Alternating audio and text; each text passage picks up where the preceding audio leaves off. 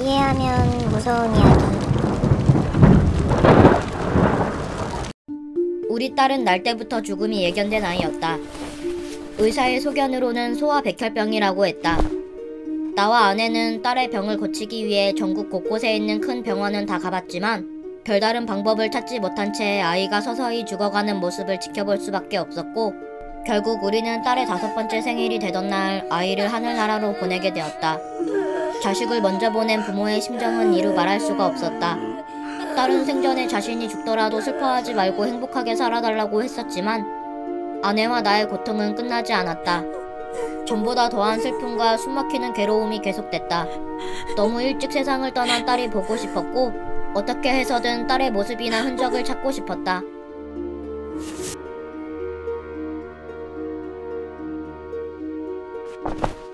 그래서 나는 용하다는 무당을 찾아가거나 죽은 영혼을 만날 수 있다는 강령술 같은 것을 시도해보았다. 하지만 당연히 전부 시간 낭비였고, 나 역시 그 사실을 뼈저리게 알고 있었지만 포기할 수는 없었다. 그리고 그렇게 매일 딸을 그리워하던 어느 날 아침,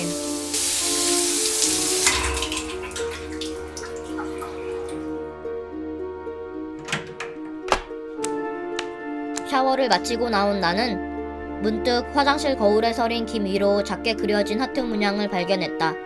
처음에는 내가 씻는 동안 아내가 그려놓은 건가 싶었지만 침실로 돌아왔을 땐 아내는 아직 잠들어 있는 상태였다. 때문에 나는 그냥 헛것을 본 건가 하고 대수롭지 않게 생각했다. 하지만 그 이후로 하트 문양은 여기저기에서 보이기 시작했다. 밤새 비가 내려 김이 서린 거실 창문에 그려져 있기도 했고, 방금 포장을 뜯은 노란색 공책안에 볼펜으로 그려져 있기도 했으며, 심지어 어떤 날에는 갓 데운 즉석식품에서 완두콩으로 하트가 만들어져 있기도 했다. 5살이었던 우리 딸은 글을 배우기도 전에 사망을 했지만 적어도 하트가 사랑을 뜻한다는 것은 알고 있었다. 나는 곳곳에서 보였던 하트 문양에 대해 많은 의미를 담았다. 이것은 분명 딸이 나에게 알리고 있는 것이다. 자신은 지금 행복하다는 것과 여전히 우리와 함께 있다는 것을 말이다. 그리고 난 마침내 용기를 내 아내에게 이 사실을 털어놓았다. 하지만 아내는 내 말을 믿지 않았다. 당신이 잘못 본 거겠지. 물론 나도 처음엔 잘못 본 줄 알았어. 하지만 정말이야. 아이가 매번 우리 주위에서 하트를 그리는 거라고. 여보, 그만해. 정말이라니까? 아, 잠깐만. 내가 핸드폰으로 찍어놨어. 이거 봐봐.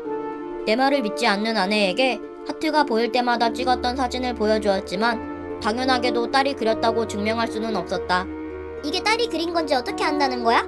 당신이 그린 거 아니야? 뭐? 내가 뭐하러 이런 걸 그리겠어?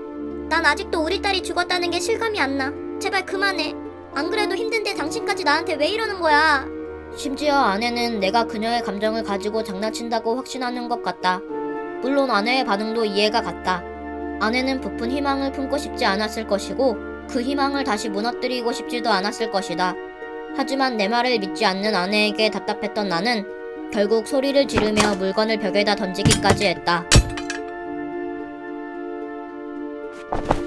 그와 동시에 화가 난 아내는 그대로 집을 나갔고 나는 그런 아내를 잡지 않았다.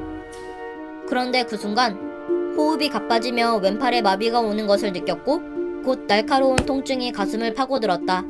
나는 그대로 바닥에 고꾸라지며 이내 내 실수를 깨달았다. 우리 딸은 내게 사랑한다고 말하는 게 아니었다.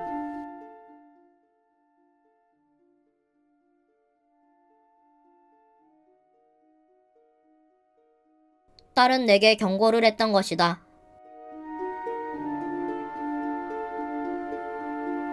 해석! 딸이 죽은 후 곳곳에 새겨진 하트 문양을 본 나는 딸이 나에게 사랑한다고 전하는 메시지로 알고 있었다.